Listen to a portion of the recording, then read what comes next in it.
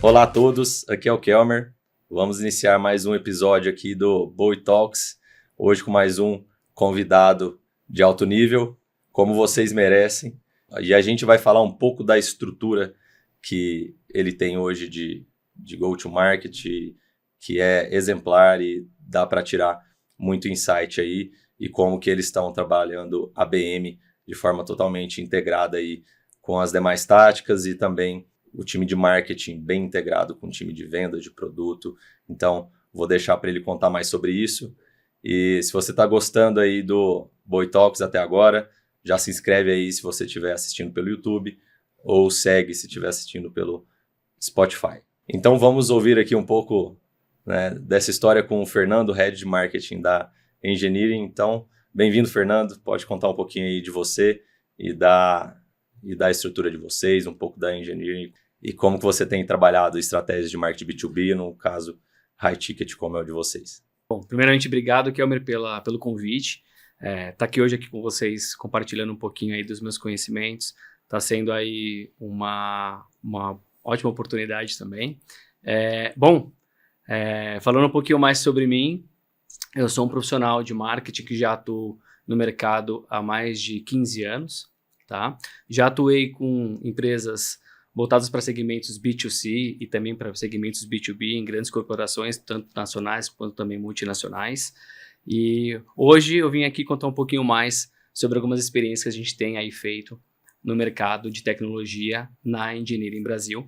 Bom, a Engineering é uma companhia global de tecnologia da informação focada em projetos voltados para transformação digital. Aqui no Brasil, a gente é um hub especializado em projetos voltados para APIs, então integrações, projetos de data e também inteligência artificial. Então, falando um pouquinho globalmente, a empresa ela realmente é uma corporação voltada para a tecnologia como um todo. Então, desde projetos de cloud, ERP, consultorias, para diversos tipos de segmento. Então, desde agronegócio até varejo. Então, a gente atua realmente em diversos segmentos, não temos essas limitações. Obviamente que alguns desses segmentos, a gente tem algumas penetrações mais avançadas, como, por exemplo, aqui no Brasil, a gente atua fortemente no mercado de telecom, no mercado de agro, no mercado de metal and mining, na parte de metais e mineração. A gente tem uma grande expertise também no mercado de automotivo. Tá? E também no mercado de saneamento, né? A parte de saneamento, ou seja, Energy Utilities, que aí engloba aí a parte de saneamento. A gente tem grandes players aí dentro da nossa carteira. A Engineering é uma companhia que normalmente tem aí composta sua carteira com grandes players do mercado, e é o que a gente vem atuando aí com grandes projetos que impactam, obviamente, toda a população. Quando a gente fala aí de um projeto de saneamento, num projeto de telecom, a Engineering está sempre muito envolvida aí nesse desenvolvimento. Muito legal, Fernando. Eu lembro das nossas conversas que você fez nascer do zero essa frente de marketing, né? Como que foi o início dessa jornada aí? Se eu não me engano, foram mais de 6 anos atrás, né? Na verdade, eu completo agora em janeiro 5 anos à frente da área de marketing e comunicação da Engineering, aqui no Brasil. Quando eu cheguei, realmente, a gente tinha um time de apenas 2 pessoas, onde ali a gente desenvolvia tudo que era possível, mas só que ao mesmo tempo não estava de uma maneira organizada, desde job title, como responsabilidades, até mesmo como que a área de marketing deveria ser percebida para a corporação como um todo, tá? Principalmente no Brasil. E desde então eu vim desenvolvendo todo esse processo dentro da área, todo esse desenvolvimento de pessoas que de fato deveriam compor todo o nosso time, para que nós pudéssemos aí sim desenvolver de fato uma área de marketing que tivesse suas determinadas responsabilidades e gerasse valor para a companhia. Ou seja, que a companhia entendesse de fato quais eram as responsabilidades que uma área de marketing deveria entregar, para que aí sim nós pudéssemos ter aí uma visibilidade considerável e coerente com o que a nossa área precisa ter. Então, hoje, o time é composto por 10 pessoas, onde a gente tem aí, obviamente, 3 grandes responsabilidades. Uma delas é a parte de Brand Awareness, um dos pilares é o Brand Awareness, onde a gente tem um trabalho fortíssimo em geração de conhecimento de marca, de envolvimento, engajamento com ela. Onde a gente tem também um outro pilar super importante, que é a parte de geração de pipeline, ou seja, a gente tem ali todo um projeto de geração de novos negócios de topo de funil, para que aí sim a gente possa qualificar esse trabalho e gerar demanda para o nosso comercial, converter em novas vendas. E também a gente tem, dentro da minha área, né, de marketing, toda a parte de employer branding. Então, ou seja, toda a parte de comunicação interna também acaba ficando debaixo desse meu chapéu, para que a gente consiga também fazer um outro propósito, que é engajar o nosso colaborador, mantê-lo informado, fazer com que ele realmente se sinta pertencente àquele mundo que a gente desenha dentro da corporação, para que aí sim as coisas consigam, para que aí sim as coisas possam seguir de uma forma mais natural e que a gente consiga ampliar todo esse nosso propósito dentro da empresa, e aí sim a gente consiga ter com que todos tenham essa compreensão de uma maneira mais sistêmica do que é realmente a área de marketing, né? Então, hoje tá muito claro quais são as nossas grandes responsabilidades, que é a parte de branding, que é a parte de geração de pipe e que é essa outra parte de employer branding. Perfeito. A gente vai entrar hoje 100% na parte de pipe e que sabemos que tem muito impacto de branding também. Então, esses dois pilares aí, que é o nosso foco, para a gente falar um pouco de o que você tem feito, o que tem dado resultado e principalmente como vocês têm medido esse resultado, né? A gente discutiu sobre um possível tema aqui de nem tudo é sobre receita, mas abrindo o jogo aqui... No final a gente precisa mostrar que precisa ser finalizado na receita. Então, acho que eu abri mão desse tema no início aqui da nossa conversa e a gente vai descobrir no final aí. Sem dúvida. Eu acho que de qualquer forma a gente ganha vendo todo esse escopo amplo aí, tudo que vocês estão fazendo nessas 3 frentes e focado nessas frentes mais voltadas para a receita. E sabe o que é engraçado? Eu falo um pouquinho do meu cenário que eu me encontro hoje, eu e o meu time. A gente atua num mercado que é extremamente competitivo, extremamente inovador e que tem grandes players do mercado. E quando a gente atua com um ticket médio muito alto e com ciclos de vendas muito longos, a probabilidade de geração de negócio se torna ainda mais escassa, né? Ela tem uma escassez muito maior. Diferente de você trabalhar no e-commerce, numa plataforma de vendas online, né, ou com produtos de ticket médio baixo, que você tem uma rotatividade de venda muito maior, né? Hoje, para a gente gerar um lead muito qualificado dentro do nosso trabalho que a gente desenvolve dia a dia, é muito mais complexo.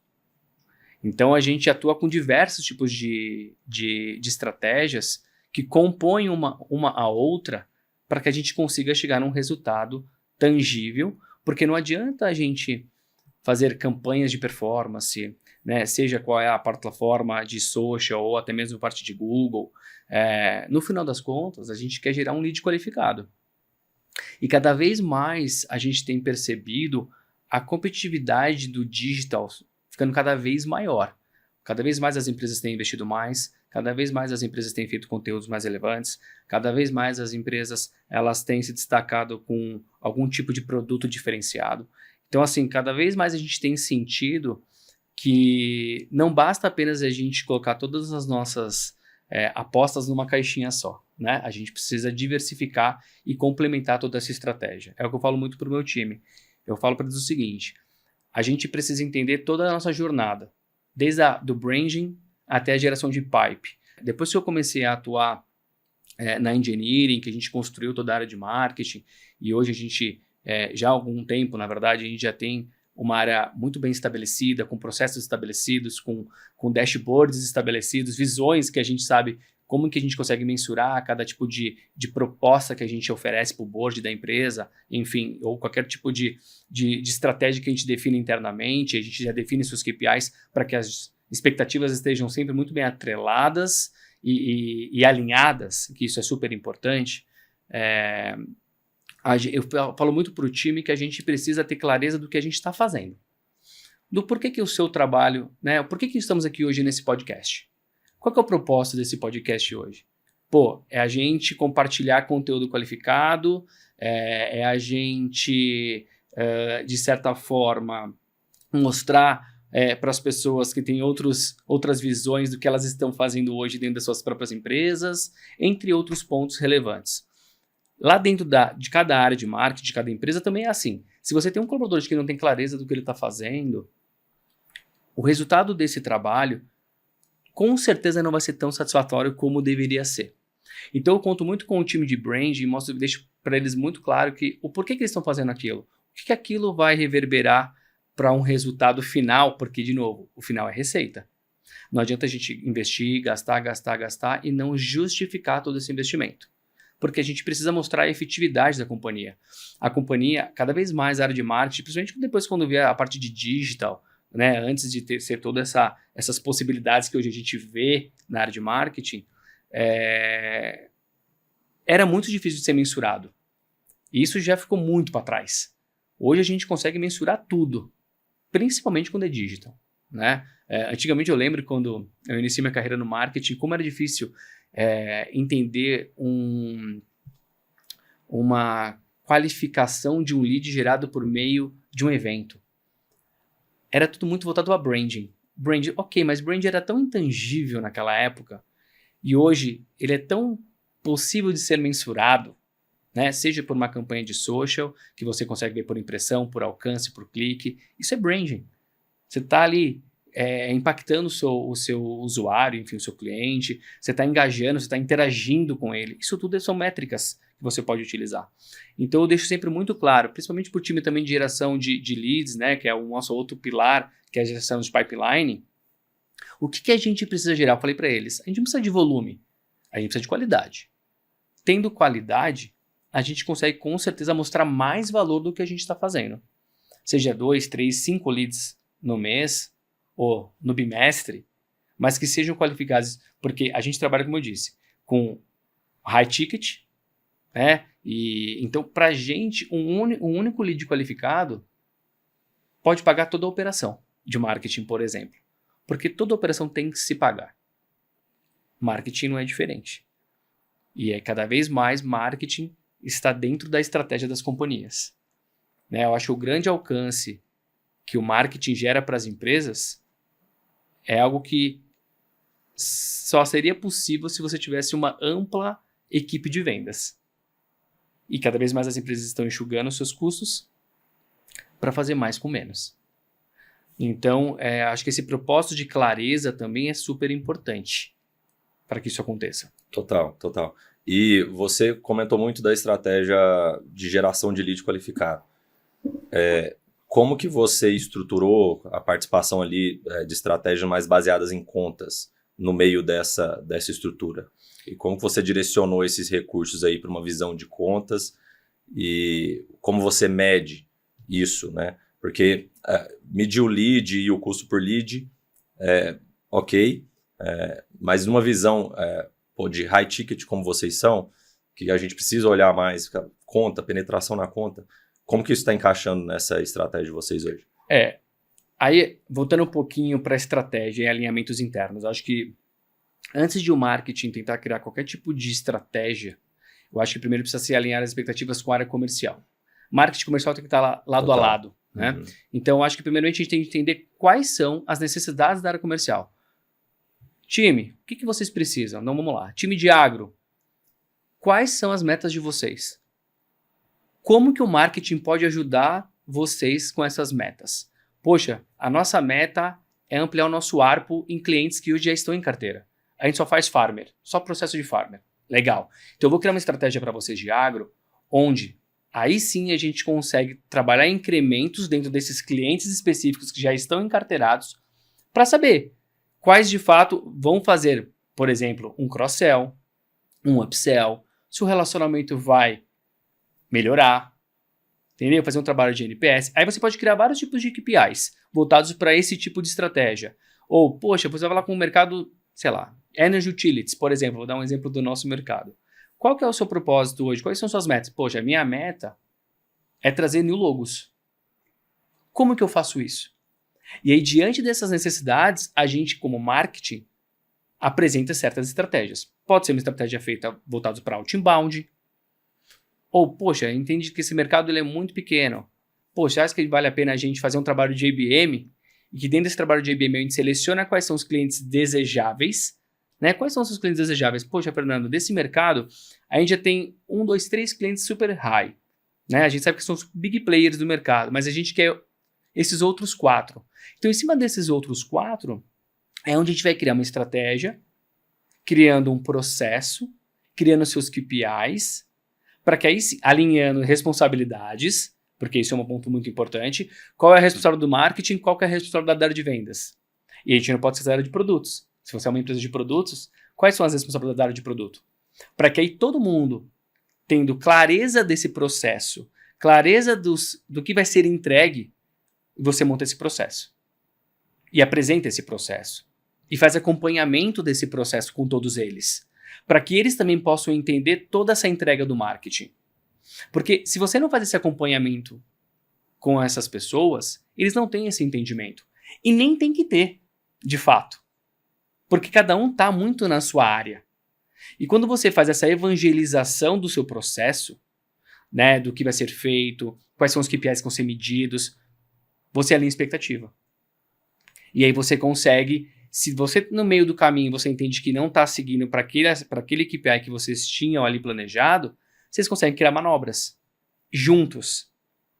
Hoje na Engineering, eu não realizo nenhum tipo de estratégia ou ponho nada em prática sem antes alinhar com a área comercial, sem antes entender as expectativas da empresa. Porque eu preciso primeiro ter a visão do que eles querem alcançar para que depois eu possa criar algo tailor-made, algo muito costurado com o que eles esperam. Porque senão a gente fica muito fora. É como se eu estivesse colocando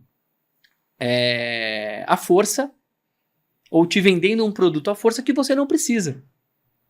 Então é muito mais fácil a gente entender o propósito, as metas, do que eles de fato precisam entregar ao longo do ano, e aí o marketing vem para poder dar esse suporte em 10, 15, 20% daquela meta X que eles precisam, do que a gente criar situações apartadas que não vão ali chegar num resultado final que a companhia no final precisa.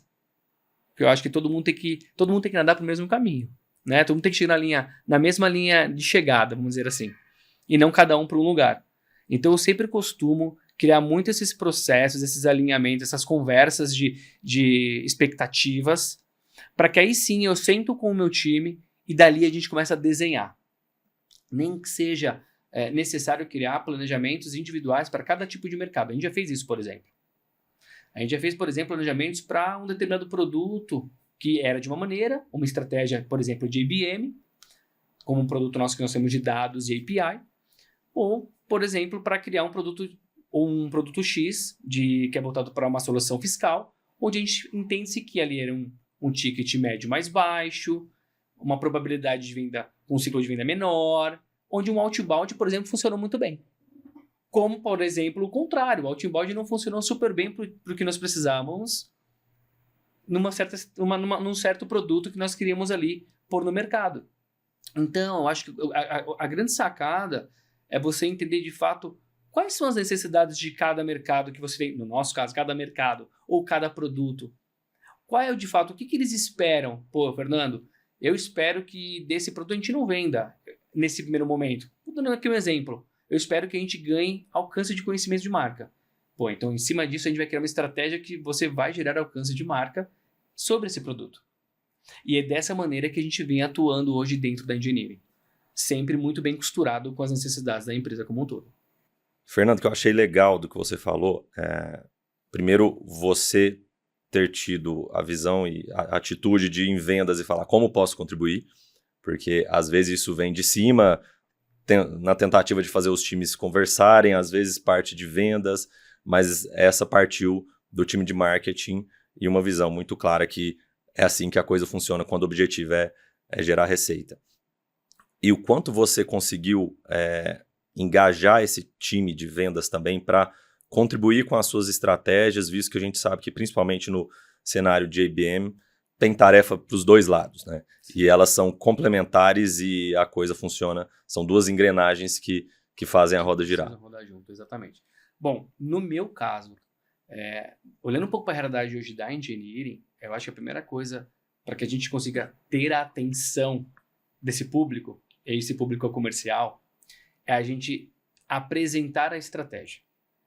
Porque hoje, como eu disse, eles não entendem sobre outbound, eles não entendem sobre estratégias de account-based marketing, eles não entendem o que é inbound. Então, se a gente tem ali uma didática e exemplifique isso para a área comercial ou para outras áreas que queiram também, façam parte ali desse processo, como área de produtos, que uma área de produtos, uma área de marketing de produtos, tem um fit maior, eles já sabem ali como funciona, mas o comercial não sabe. Então, a primeira coisa é você evangelizá-los, mostrar o quanto que aquele tipo de estratégia pode apoiá-lo na geração de oportunidades para que ele consiga lá no final gerar a receita que ele precisa.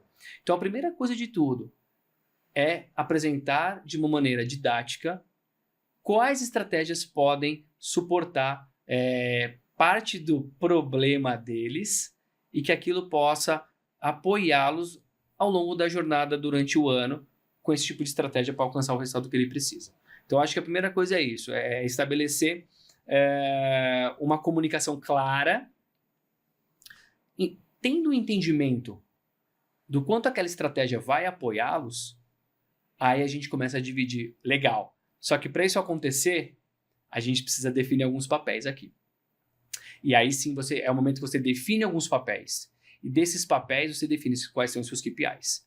Desses papéis, desses KPIs, esses processos. Então, entendimento, a gente define quais são as responsabilidades, a gente define o processo e define os KPIs de cada um desses processos. Então, por exemplo, a gente cria processos. Poxa, quero criar um trabalho, vamos supor aqui, a gente faz uma estratégia de IBM. Nossa primeira fase de IBM é awareness. A gente quer gerar conhecimento. Uma segunda fase é relacionamento. E aí, sim por diante, você tem outras fases para se fazer. Cada fase você tem várias plays. Cada play você tem um KPI para você poder mensurar. E assim você faz esse acompanhamento com todos eles. E é importante que eles entendam que eles fazem parte disso. Que esse trabalho ele só vai acontecer a 4 mãos. E não apenas pelo lado do marketing. Você coloca responsabilidades em conjunto. E aí sim você começa a ter um engajamento desse time. E quando as coisas começam a surgir, a dar resultados, eles se engajam ainda mais. Porque eles começam a perceber que aquilo que a gente planejou lá no começo está começando a acontecer. Isso é muito legal. Que são os resultados parciais, né? Exatamente. São os resultados parciais que você acaba tendo ao longo da jornada do seu processo. Então, poxa, vamos supor que na jornada de relacionamento você tinha lá que fazer alguns eventos, alguns encontros de relacionamento com seus clientes. E desses encontros de relacionamento, um deles você queria muito apresentar sobre um produto e você não tinha portas abertas. E ele estava nesse encontro de relacionamento e você, por ali, né, ter preparado uma apresentação. No final desse encontro, o seu cliente chamou e falou assim, isso é real, tá? Que eu estou contando. Poxa, sobre aquela solução que você queria comentar comigo, que foi apresentado hoje, vamos marcar uma agenda, eu quero entender um pouco mais. São nesses momentos que o comercial começa a entender o quanto faz sentido determinadas ações, que estão encapsuladas nessa determinada estratégia. Então, quando você mantém essa clareza e você mantém uma aproximação também deles, é muito importante. Atualmente, é só conectando uma questão aqui, em torno de mais ou menos 1 ano, eu recebi uma nova responsabilidade na Engineering, que era criar uma área de Sales Operations, onde ela tivesse como objetivo e propósito fazer toda a qualificação de todos os leads gerados por meio das ações de marketing. Onde essa área ela tem como obrigação ser a conexão entre o marketing e a área de vendas. Todo aquele trabalho de qualificação, de entendimento do lead, de entender se ele está no momento certo, se ele tem um budget, se ele realmente é o decisor daquela determinada frente. essa área ela tem a responsabilidade de fazer toda essa lapidação. E tendo todo esse entendimento, né, por meio de algumas perguntas, questionários que a gente acaba fazendo, aí sim a gente acaba trabalhando com o comercial. Porque também tem muito isso. Eu já citei muito que, o comercial, o marketing manda muito lead desqualificado. Isso acaba prejudicando a imagem do marketing perante a companhia. E às vezes, e na verdade não às vezes, muitas das vezes, o que falta ali é um alinhamento do que precisam. E na verdade, são processos também. Quando você tem processos bem estabelecidos e apresentados isso, e documentados, fica muito mais claro e fica muito mais difícil de alguém ou alguma área querer indagar algo. Porque aquilo foi combinado. E foi definido com todas as partes. Em conjunto. Em conjunto. Então isso a gente faz muito na engineering. A gente combina o jogo e vamos para campo juntos. Para que, de repente, a gente não tenha um retrocesso desse processo. E é claro, de novo, a tecnologia está aí, a gente cada vez mais surgem plataformas que nos auxiliam no dia a dia, e a gente, se entender que o processo hoje não funciona o que foi estabelecido ontem, a gente muda, não tem problema. O importante é a gente estar sempre alinhados, para que as coisas fluam de uma forma mais saudável. Boa. Eu achei muito interessante o que você falou sobre Sales Operation, no caso de vocês, né? Porque a gente entende que algumas informações estratégicas das contas, que vocês chamam de leads, porque tudo é lead independente se é CNPJ ou e-mail pessoal, né? Então, algumas informações a gente consegue por inteligência de mercado, ferramentas, Sim. E algumas informações você consegue em contato com alguém lá naquela empresa, que às vezes, mesmo que seja um analista que tem, às vezes, uma influência muito baixa ou nenhuma no processo de decisão, já é uma fonte valiosa de informação. Sem dúvida. Isso que eu não vejo tanto sendo falado, mas quando você põe a mão na massa em ABM, você vê que, cara, essa informação que foi valiosa e foi o analista que deu, que nem mapeado estava. Né? Sim, exatamente. Como que é isso com vocês? Quanto dessas informações vem desse processo pré-definição da conta ou pós-definição da conta, só que ainda sem ter tido nenhum tipo de contato? E pós também, o que vem do time de vendas, que também tem informações dessas contas? Sim, bom, na engineering, a gente cria processos da seguinte forma. Quando a gente fala da famosa estratégia de IBM, a gente atua de duas maneiras. Ou para trazer new logos, e aí aqueles logos que a gente sabe quais nós queremos, né? Como eu mencionei isso há um tempo atrás. Né? Ou a gente vai trabalhar clientes de carteira para aumentar o ARPU dentro deles. Tá? E dentro desse processo, tá? Seja new logos ou não, o que já existe em carteira, a gente vai estabelecer o seguinte, ações que vão fazer parte de cada cadência. Então, por exemplo, a gente cria uma cadência dentro de IBM de awareness, relacionamento, consideração e decisão. Independente se é cliente nosso ou não, cada lead, cada conta, né, vamos deixar isso bem claro, eles vão ter suas plays. Então, por exemplo, uma conta que hoje não existe na engineering, tá? É um new logo. A gente tem uma forma de trabalhar o outbound, mas não para por aí. Ele também ele prevalece em outras ativações, como, por exemplo, dentro do processo ali desenhado, né, de relacionamento, ele pode ser chamado para um evento, para uma ação de relacionamento, para uma apresentação de produto, ou talvez um convite para um evento de mercado. Então, independente se ele é cliente ou não, a gente vai atuar com a estratégia de outbound, a gente vai atuar com a estratégia de IBM. Agora, como você me perguntou, como que a gente adquire essas informações? São de algumas formas. Ou por meio de plataformas, que a gente costuma consultá-las para o incremento de informações, porque quando a gente passa a informação para o comercial, a gente passa não apenas CNPJ, faturamento, contato, se ele é um influenciador, se ele é um decisor da conta.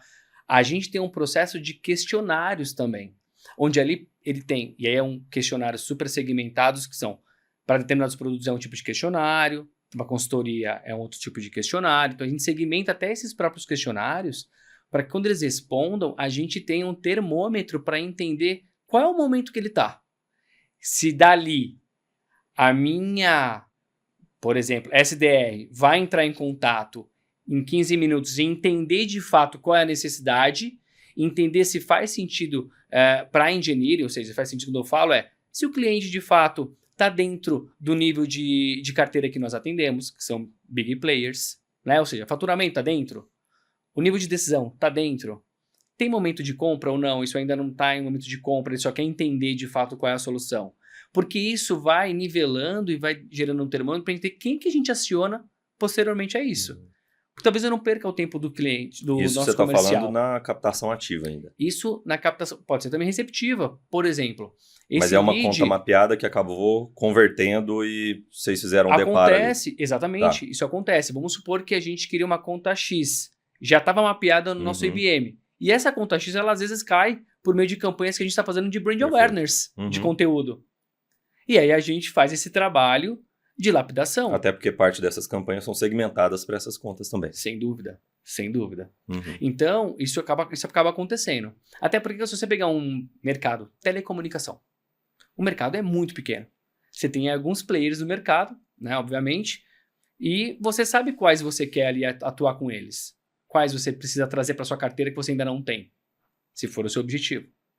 E se você faz campanhas que você atinge esse tipo de perfil de público, um lead ou outro pode acontecer de cair lá. Já teve casos assim, mais de um caso no nosso, por exemplo. Então, a gente tem as duas formas, de a gente ir ativamente ou de maneira receptiva.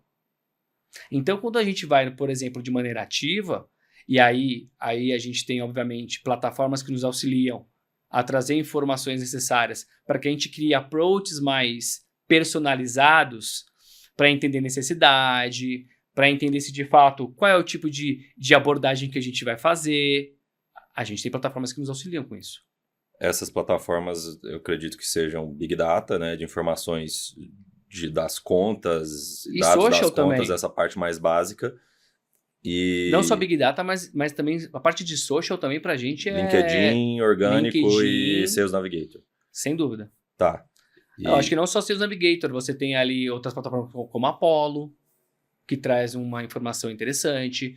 Você tem também plataformas como a Interdados, o próprio CRM da companhia também. Perfeito. De coisas que já se passaram. Às vezes de 5 anos atrás. Né? E que aquilo pode trazer de alguma maneira algum tipo de insumo. A gente sempre, inclusive antes de criar qualquer tipo de vínculo com qualquer lead, qualquer contato, a gente sempre olha dentro do CRM. Para saber se de alguma forma ou algum momento ele já caiu dentro de casa.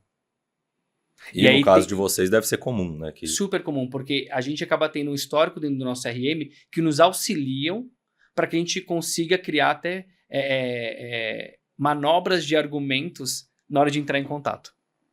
Então a gente sempre olha no histórico, sempre, para que a gente consiga ter realmente toda uma visão. E um ponto muito importante aqui, que isso é bem legal, acho que uma dica bem bacana, é entender com o comercial o que deve ou não ser abordado. Por exemplo, quando você tem um cliente de carteira que é super delicado, e aí você quer fazer um trabalho de awareness, de você impactar com conteúdo, seja por meio de LinkedIn, ou por meio de e-mail marketing, ou por meio de uma outra estratégia, uma outra tática, na verdade. Você sempre bater um papo com o seu comercial, para entender o que você pode ou não abordá-los, e quem você pode ou não abordá-los. Porque já aconteceu de a gente receber mensagens de clientes que não queriam ser abordados, e o cliente contatar o próprio comercial. Então, você também manter esse alinhamento do que vai ser feito é muito importante, e também o alinhamento do conteúdo que você vai falar. Então, por exemplo, converso com o meu time de vendas, e o meu time de vendas falou, Fernando, a gente quer essa conta XYZ. Bacana. O que eu devo abordá-los? O que vocês querem introduzir nesse cliente? Eu quero introduzir projeto de dados. E dados é um assunto que está super em alta nesse mercado. Bacana. Em cima disso eu crio conteúdo. Por quê? Eu já sei que esse tipo de conteúdo de abertura de porta vai fazer sentido para esse mercado, porque é o que eles estão buscando. informações sobre isso. E em algum momento nessa linha de comunicação automatizada, eu vou falar do meu produto para poder criar um gancho. Então isso é super importante, esse alinhamento com o comercial, para entender até o que a gente pode e o que não pode falar, isso é importante também. Respeitando também a etapa que está da jornada, né? Porque se você está na etapa awareness e ali, principalmente no início do relacionamento, você ainda fala pouco do seu produto Sem diretamente, dúvida. mas como você disse, você entrega uma informação que você já entendeu que tem valor para aquele contato, para aquela conta, e é conteúdo. Você está entregando algo de valor. É conteúdo, é pesquisa, é case de sucesso, enfim, conteúdos que de fato sejam relevantes para aquele tipo de perfil, seja um influenciador ou seja um decisor. Né? A gente sabe que hoje, você impactar, no nosso caso, né, a gente lida muito com decisores. São eles que assinam, de fato, o cheque. E você ficar impactando com campanhas, no nosso caso, de novo, por meio de ações de inbound, não funcionaram. Não foi por esse tipo de approach que deu certo. Então, eles convertem menos. Eles convertem muito menos. Agora, vamos supor que se eu mando uma pesquisa super high level de informações sobre, enfim, o mercado de dados, como é que está indo, para um C-level, por meio de uma plataforma, vou dar o exemplo, LinkedIn. Com certeza ele vai abrir aquela pesquisa, porque com certeza aquela pesquisa vai embasar o que ele quer implantar dentro da empresa. Então, e ele vai cascatear para os influenciadores dele. Então, você acaba tendo uma forma de impactá-lo diferente. Eu tô falando isso porque eu já testei muito isso. E eu vi que não deu certo. E outra forma que deu certo, que foi essa que eu tô mencionando aqui agora. Então, é você entender muito a maneira de como que você também vai abordar essas contas que você escolheu, obviamente. Mas o alinhamento interno de o que você deve ou não falar, isso é muito importante. Porque isso vai te auxiliar na hora da construção do seu conteúdo. Perfeito. E tudo que você falou indica que são estratégias one-to-one, né? Então, você cuida de conta por conta. No nosso caso, sim. No nosso caso, como a gente trabalha com high ticket, a gente trabalha ano-ano, não anti-fill. Boa. E na estrutura do seu time, você divide isso... tem uma pessoa específica, duas que tem essa responsabilidade de ir até o comercial, o que é account responsável por aquela conta, coletar essas informações, depois voltar, demandar do seu time, que até onde eu sei, produção de conteúdo, você está fazendo tudo internamente, né? Sim, sim. Hoje dentro do meu time eu tenho 2 pessoas que estão responsáveis por esse projeto de IBM. Legal. Então, na verdade, a gente cria projetos dentro da área, obviamente em cada um dos seus pilares. Hoje esse projeto de IBM está muito focado na parte de performance do meu time. Eu tenho um time de brand e um time de performance. Então está dentro de performance, onde eles acabam atuando junto aos comerciais e também fazendo toda a cadência dia a dia e executando essas tarefas, obviamente, também, para depois isso ser apresentado a eles. Mas sim, eu tenho 2 pessoas ali exclusivas para esse tipo de processo. Bom, até agora a gente já falou de algumas métricas que vocês acompanham. Vamos recapitular, e se você quiser passar ali por toda a jornada, awareness, relacionamento e citar as principais aí de vocês. Claro. Bom, hoje na engenharia a gente acaba atuando com muitas métricas, tá? Mas citando algumas delas, as principais que hoje a gente acaba analisando, uma delas é o ciclo de vendas, né? Quanto tempo que a gente virava um novo projeto dentro de certos clientes e como que pós a aplicação da estratégia de IBM, esses novos negócios estão retornando para a gente. Acho que esse é um ponto muito importante. Depois que a gente começou a ter esse trabalho e aí colocando esse cliente, né, dentro do nosso processo de IBM, e a gente foi entendendo de quanto em quanto tempo novos negócios aconteciam. Então, ou seja, o ciclo de venda de novos negócios, se ele era menor, se ele era maior, e aí a gente comparou de ano após ano. Um ciclo muito maior. Por quê? Porque antes o nosso do ABM e depois do ABM. Porque o nosso ticket médio é muito alto e os nossos projetos são longos e também são a jornada de fechamento também é longa, é de pelo menos no mínimo 6 meses. Então a gente acaba avaliando ano year to year. Aham. Tá? Então esse é um ponto, o ciclo de jornada, né? Ciclo de venda, perdão. Um outro ponto importante é o ticket médio. Né? Quanto que nós tínhamos de receita desse cliente e, posteriormente, a aplicação, quanto que nós estávamos tendo. E, além disso, a gente estava olhando também a questão de cross e upsell. Se ele adquiriu um novo produto, quanto foi esse valor, se ele ampliou o ARPU do que ele investia com a gente. Então, projetos de 1 milhão, foi para quanto? 1,5 milhão, 2 milhões? Uhum. Então, a gente também avalia esse tipo de participação métrica. na carteira dele ali. Exatamente. Então a gente olhava essa questão de ARPU também. Um outro ponto que a gente avalia também, que é muito importante, é o engajamento. Principalmente na questão de awareness, né? Na primeira fase do nosso processo aí de IBM. Quantas vezes ele, por exemplo, baixou um conteúdo nosso, ou, por exemplo, clicou em um e-mail, abriu os nossos e-mails e deu, né, obviamente, audiência aos nossos conteúdos. Então, ou seja, interação com as nossas ações, com as nossas plays de awareness. Acho que isso é um KPI importante para que a gente possa entender. Por exemplo, vamos supor que o Kelmer, ele é uma conta que a gente quer, obviamente, trazer para dentro de casa, ou já temos dentro de casa, nesse caso, e nós queremos abrir aí um ARPU maior dentro dele. Quantas vezes que o Kelmer abriu nosso e-mail? 3, 4 vezes? Opa, peraí. Se o Kelmer abriu nosso e-mail 3, 4 vezes, é um assunto que interessou para ele. Isso acontece, já aconteceu várias vezes, e isso pode, inclusive, gerar um approach para que a gente consiga também, depois lá na frente, contatá-lo. Já com com um pitch definido, sabe? Isso apoia muito, principalmente os comerciais. Um outro ponto muito importante, além do engajamento, é também a parte de ROI. Né? Quanto que a gente está trazendo versus o que a gente investiu nessa estratégia de IBM. Isso para a gente é importantíssimo. Então, é onde a gente, de fato, mostra se está dando certo ou não toda essa nossa ação que a gente vem desenvolvendo, porque, de novo, é a longo prazo. As nossas ações de IBM é no mínimo 6 meses, né? Daí para frente.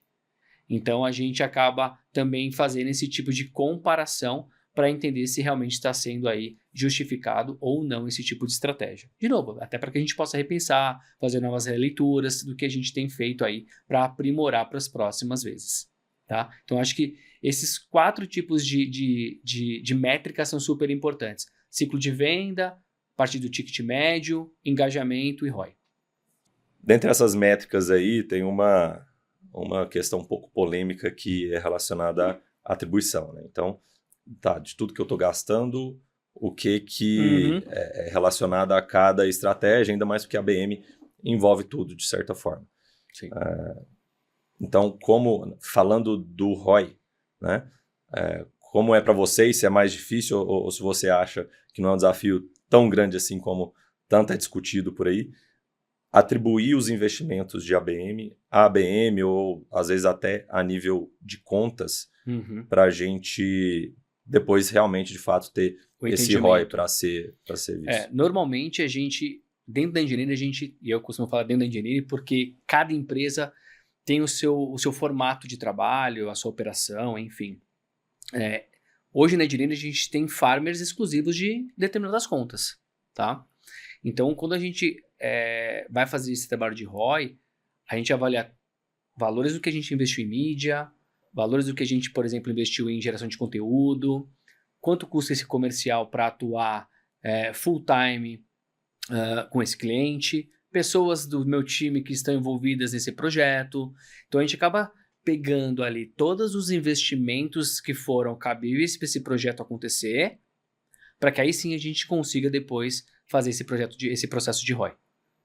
Tá, deixa eu te dar talvez um desafio. E evento, por exemplo, que eu sei que vocês fazem.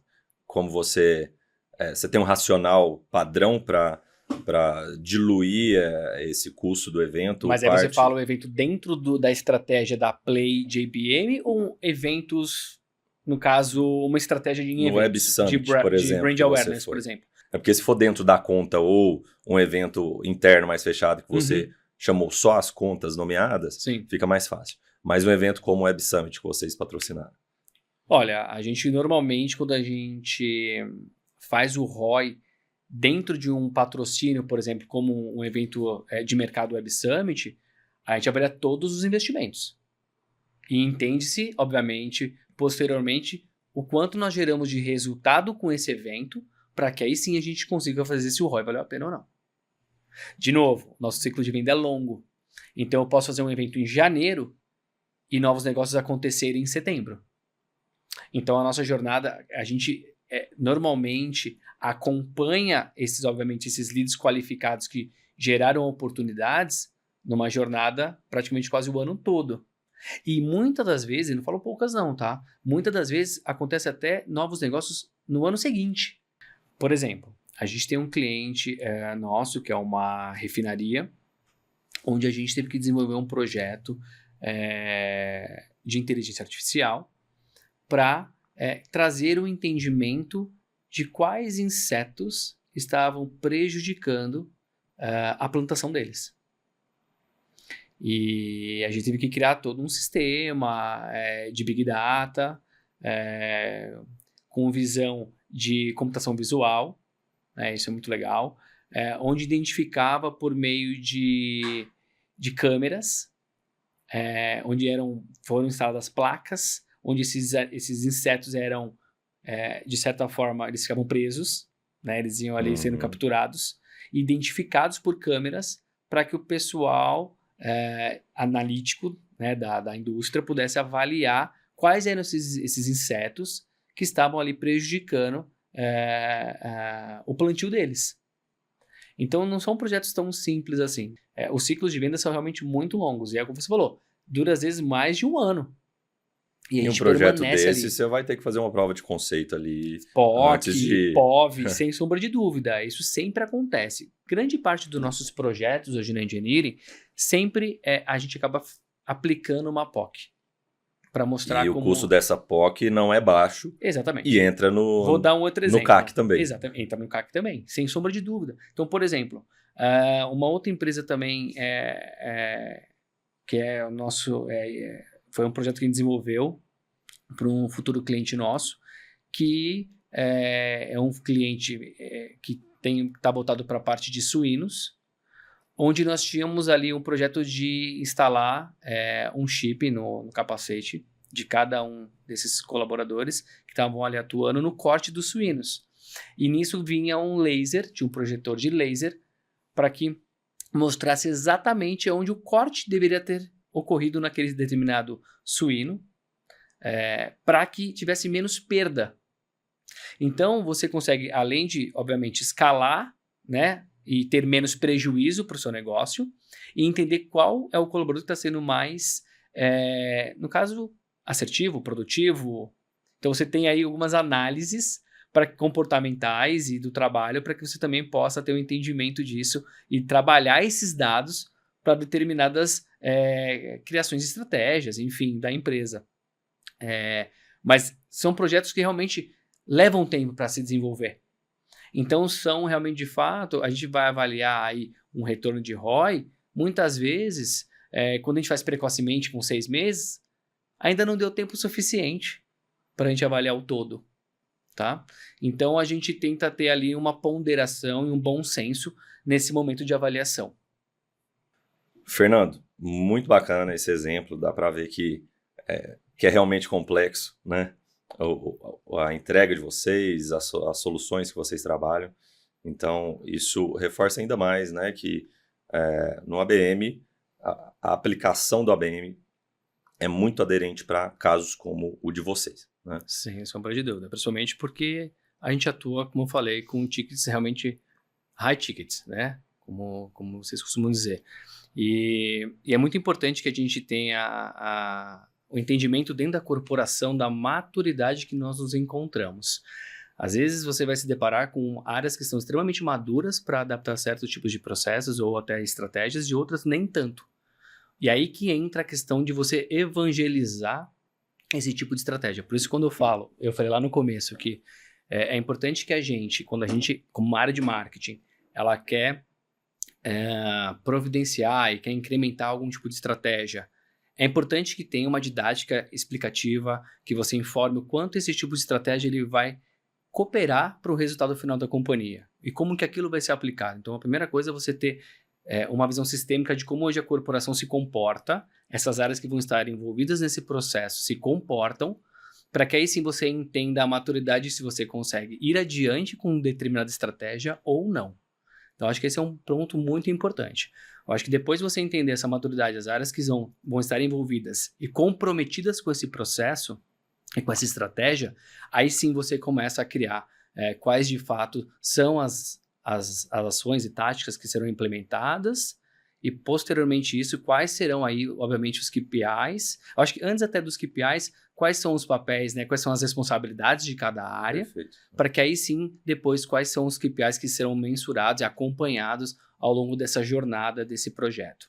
Eu acho que são esses 4 pontos importantes. Né? Eu acho que um olhar sistêmico e maturidade das áreas, para entender aí de fato o quanto que essa implementação, essa estratégia, ela vai de fato obter um sucesso, né, dentro dela, da empresa.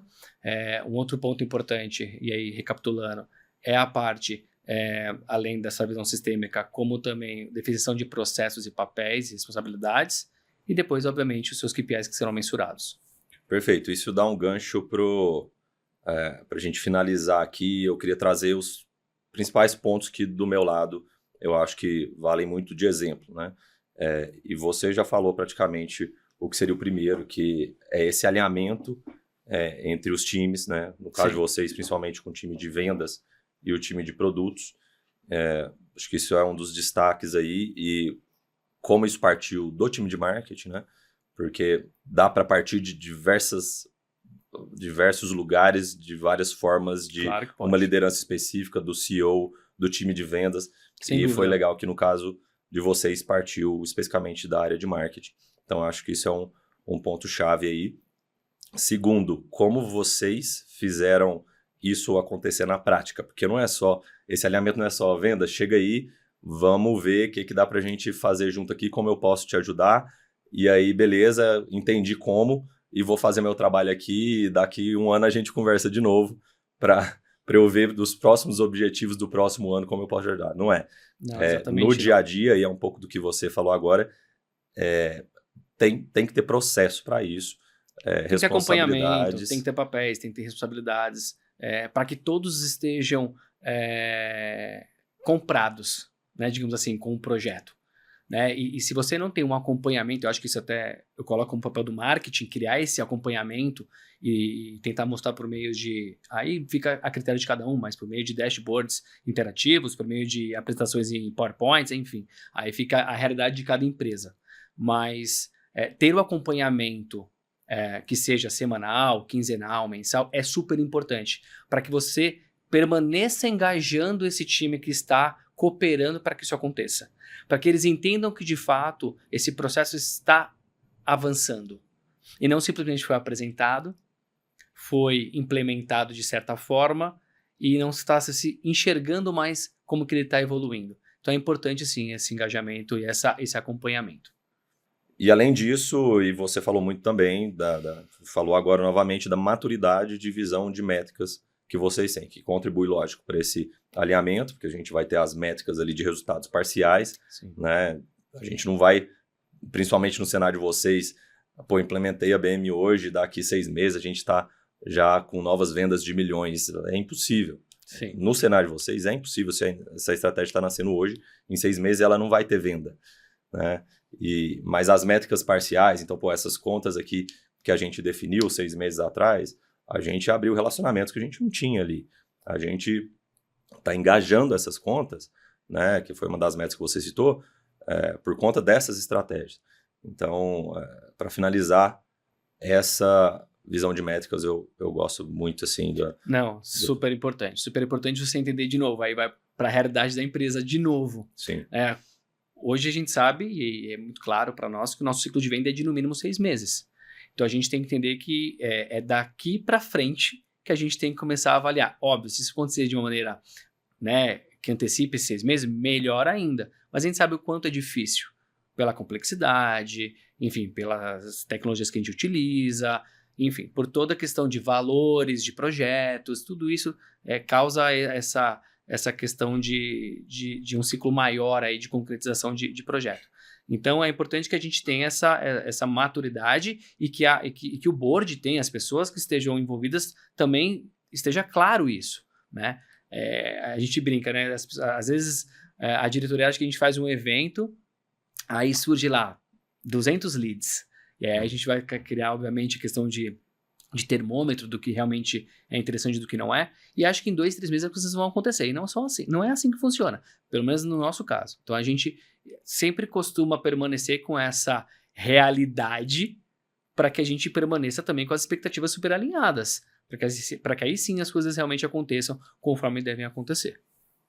E quando eu falei aqui 6 meses é impossível ter venda, no cenário de vocês, né? Senão daqui a pouco tá falando que, não dá para ter venda em ABM em 6 meses.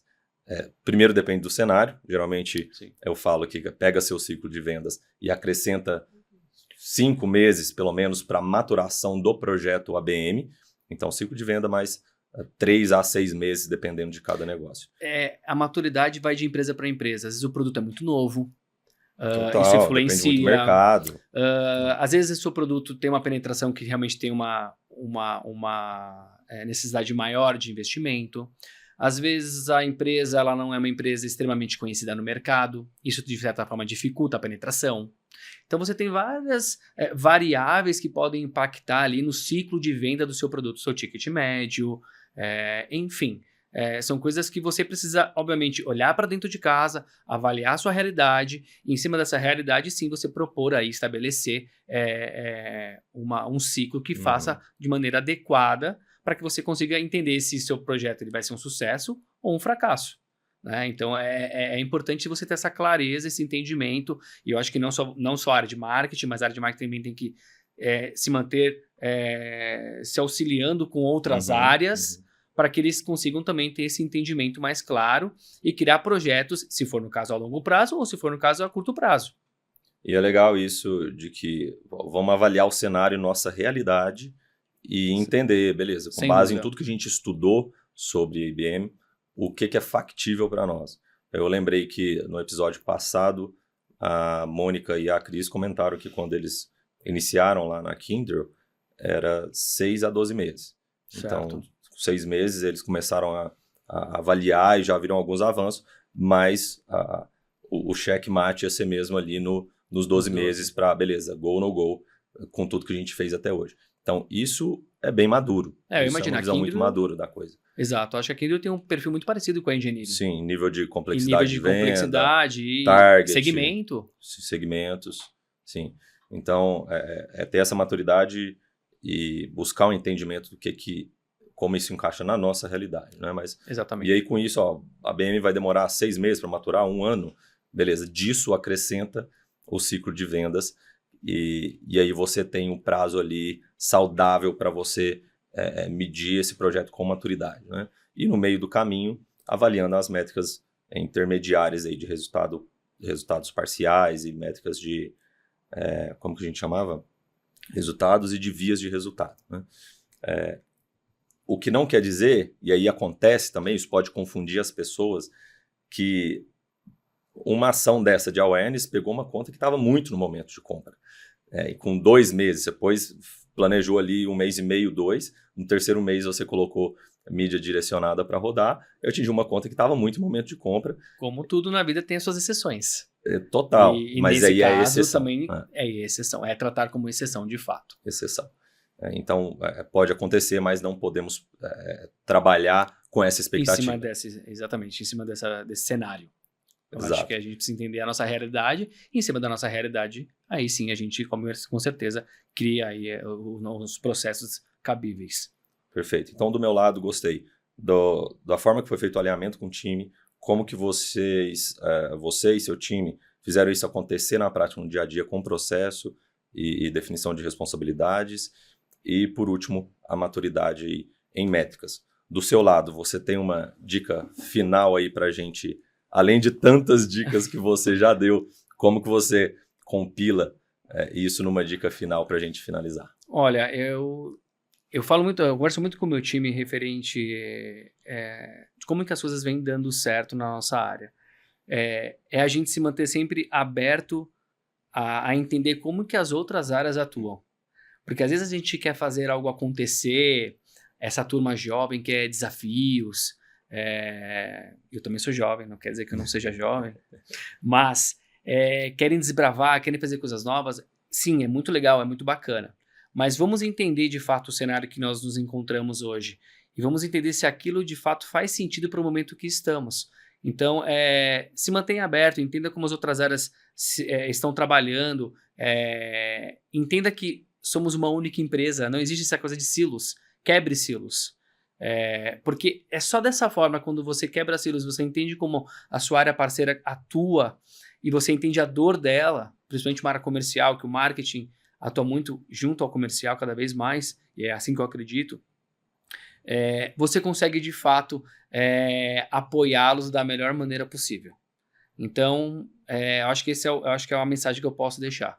Esteja sempre aberto, seja curioso de entender como as outras áreas atuam, para que você como profissional de marketing, possa cada vez mais propor alternativas e estratégias que estejam aderentes àquele tipo de área, ou aquele mercado, se sua empresa tem vários mercados de atuação, ou produto, porque aí sim vocês vão ser parceiros de negócio.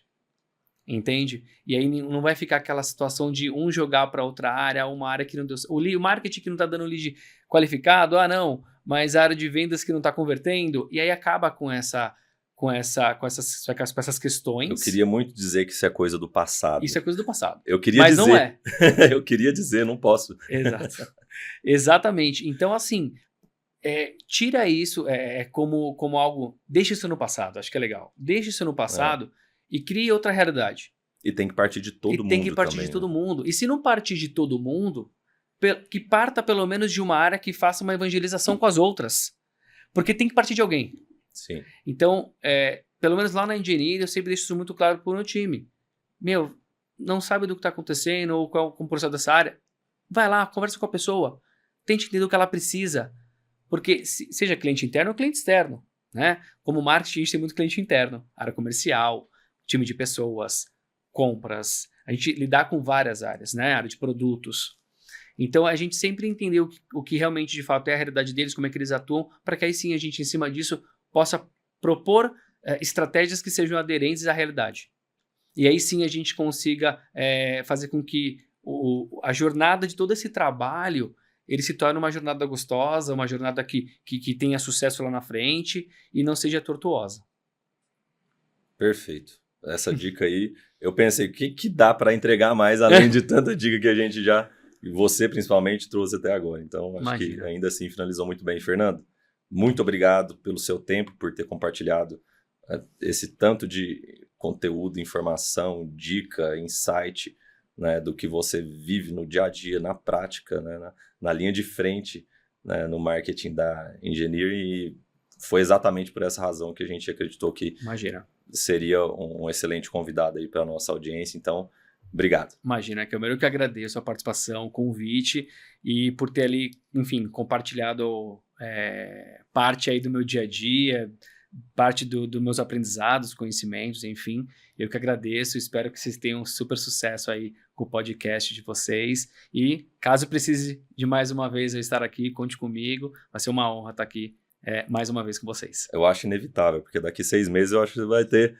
mais conteúdo ainda para compartilhar. Opa, conta comigo, pode deixar que vai ser um maior prazer. Valeu, Fernando. E para quem chegou até aqui e gostou, né, deixa seu incentivo aí para a gente continuar engajando cada vez mais líderes desse nível aí, de todos que vieram até agora, Fernando, Cris, Mônica, Marcelo Parque e o Luiz Piovesan aí, pessoas incríveis, né, e com muita evidência na área.